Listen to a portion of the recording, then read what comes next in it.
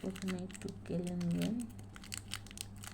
আমি এখন একটা লাল গোলাপ বানাবো 14ই ফেব্রুয়ারি উপলক্ষে। এরকম করে কেটে নেবেন। এরপর টুকরোগুলো তুলে তুলে গোল করে নেবেন হাতের সাহায্যে। প্রত্যেকটা টুকরো তুলে গোল করে হাতের সাহায্যে নেবেন, হাতের সাহায্যে গোল করে নেবেন। এভাবে চ্যাপ্টা করে নেবেন। গুলো গোলকে এভাবে চ্যাপ্টা করে নেবেন।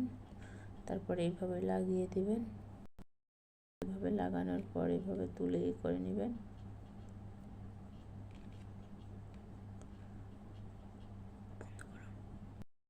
সুন্দর গোলাপ হয়ে গেছে, দেখুন।